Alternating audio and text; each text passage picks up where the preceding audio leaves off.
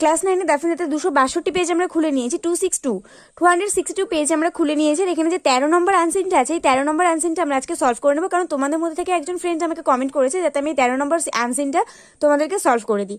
তো আজকে এটাকে আমি সলভ করে দিচ্ছি, এবং এই আনসারটা যথেষ্ট বড়, আমি আর পড়ে তোমাদেরকে সময় নষ্ট করতে চাইছি না। আমি জাস্ট এখান থেকে কোয়েশ্চেন আনসারগুলো তোমাদেরকে বলে দিচ্ছি, কোয়েশ্চেন আনসারগুলো কোথা কোথা থেকে আমি আন্ডারলাইন করে দিয়েছি সেগুলো আমি তোমাদেরকে দেখিয়ে দেবো। তো চলো বেশি সময় নষ্ট না করে আমরা তাড়াতাড়ি ভিডিওটা শুরু করি। তবে তার আগে এখনো পর্যন্ত যারা চ্যানেলটিকে সাবস্ক্রাইব করেনি, অবশ্যই চ্যানেলটিকে সাবস্ক্রাইব করে পাশে থাকা বেল আইকন প্রেস করে দাও, আর অল বাটনটা অন করে দিও যাতে আমি ভিডিও আপলোড করার সাথে সাথে তোমাদের কাছে নোটিফিকেশন চলে যায়। আর অলরেডি যারা সাবস্ক্রাইব করে ফেলেছে তাদেরকে অসংখ্য ধন্যবাদ। তো চলো এবার আমরা 13 নম্বর আনসারটা করে নিই। তো ফার্স্ট আমাদের এখানে কিছু এমসিকিউ দেওয়া আছে, এমসিকিউ গুলো আমাদেরকে সলভ করতে হবে। আর এখানে তোমরা আশা করছি আনসারটা তোমরা পড়েছো, আমি তাও তোমাদেরকে বেশ কিছু আগে থেকে আন্ডারলাইন করে রাখা যে সেন্টেন্সগুলো আছে সেগুলো আমি তোমাদেরকে আগে থেকেই দেখিয়ে দিই। অ্যাট ফার্স্ট এই সেন্টেন্সটার উপরে একটুখানি নোটিস করো, human beings and the whole of animal kingdom thrive under the influence of the magnetic field. Therefore, magnetic therapy can be a significant role in medical treatment. A magnet has a great effect on the human body, not only for healing fractures but also to get relief from pains. এখানে বলতে চেয়েছে যে medical ট্রিটমেন্টের মধ্যে আমাদের magnetic therapy এমন একটা জিনিস যেটা আমাদের ফ্র্যাকচার হলে সেটা খুব সহজেই জয়েন করে দেয় সেই হাড়টাকে। আমরা যখন মানে কোন হসপিটালের নাম বলবো, নীলরতন হসপিটালের কথা বলো বা ভেলোর বলো, যেখানেই যাবে দেখবে ম্যাগনেটিক থেরাপি বলে একটা ব্যাপার সেখানে সবসময় লেখা থাকে। তোমরা যারা ভেলোরে গিয়েছো কিনা কখনো জানি না, কিন্তু ওখানে দেখবে পোস্টারে সবসময় ম্যাগনেটিক থেরাপির যে মানে বিভিন্ন হসপিটালে বিভিন্ন পোস্টার থাকে, ব্যানার থাকে, ওখানে ম্যাগনেটিক থেরাপির কথাটাও লেখা থাকে। তো ম্যাগনেটিক থেরাপি হচ্ছে এমন একটা জিনিস যেখানে হিউম্যান বডির মধ্যে কোথাও যদি ফ্র্যাকচার্স চলে আসে বা আর্থ্রাইটিক কন্ডিশন চলে আসে, লিম্ব্যাগও চলে আসে। লিম্ব্যাগো মানে হচ্ছে লো ব্যাক পেন, যেটা আমাদের কোমরে ব্যথা হয়। তো ওন স্ট্রেন্স যা খুশি হতে পারে তোমার, সেটার জন্য ম্যাগনেটিক থেরাপি দিয়ে সেটাকে কিন্তু ঠিক করা যায়। তো এই জায়গাটা তোমরা একটু নোটিস করে রাখলে। আর তারপর হচ্ছে গ্রিকে, প্রাচীন গ্রিকে কিন্তু আমাদের এই ম্যাগনেটিক যে থেরাপিটা সেটা কিন্তু সর্বপ্রথম প্রাচীন গ্রিকে প্রচলিত ছিল, আমাদের ইন্ডিয়াতে কিন্তু ছিল না।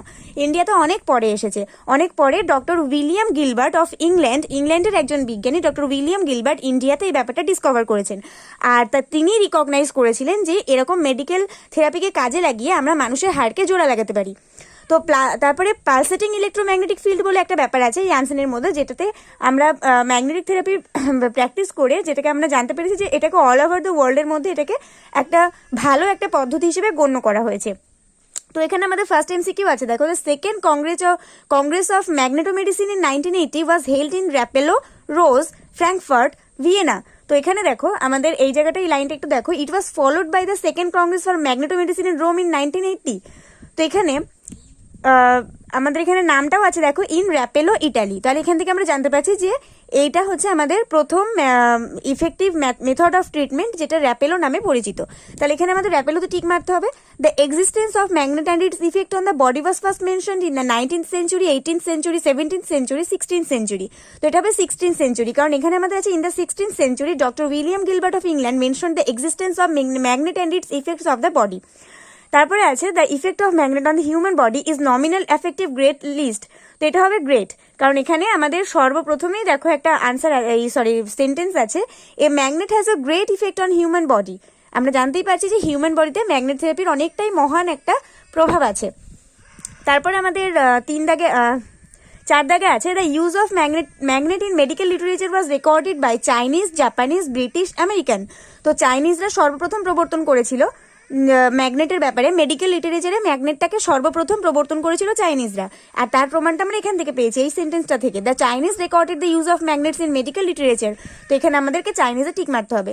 The use of magnetic field is scientifically illegal, illogical, rational আর হিউমেরাস। তো এটা হবে র্যাশনাল, কারণ আমাদের লাস্ট সেন্টেন্সে দেখো লেখা আছে যে hence use of such fields to change biological actions of complex molecules is scientifically rational. rational মানে হচ্ছে যুক্তিসঙ্গত। তারপর আছে Rapallo is situated in Tibet, Japan, Germany, Italy. তো এটা হবে ইটালি, কারণ এখানে আমরা অনেকক্ষণ আগে দেখে নিয়েছি যে র্যাপেলোর পাশে ইটালি কথাটা লেখা আছে, মানে র্যাপেলো ইটালিতেই অবস্থিত হবে, তাই না? তো এখানে আমরা ইটালিটাকে টিক মেরে দেবো। তারপর আমাদের ট্রু ফলস আছে, ট্রু ফলসের সাথে আমাদের সাপোর্টিং স্টেটমেন্টও দিতে হবে। তো ফার্স্ট আছে the congress for magnetomedicine in Rome was first organised in 1980। তো এটা হবে ট্রু, কারণ অনেকক্ষণ আগে আমি তোমাদেরকে সাপোর্টিং স্টেটমেন্ট দেখিয়ে দিয়েছি, সেটা হচ্ছে it was followed by the second congress for magnetomedicine in Rome in 1980। সেকেন্ডে আমাদের আছে doctor William Gilbert of Italy mention the effect of magnet on human body in 16th century.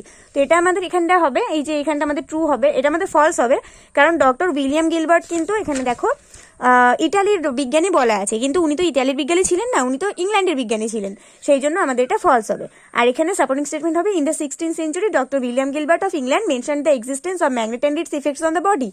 তারপরে আছে the magnet field has a great influence on the whole animal kingdom. এটা true হবে, কারণ গোটা প্রাণীরাজ্যেই কিন্তু ম্যাগনেটিক ফিল্ড একটা বিস্তর প্রভাব, মানে একটা বিস্তর প্রভাব ফেলেছে।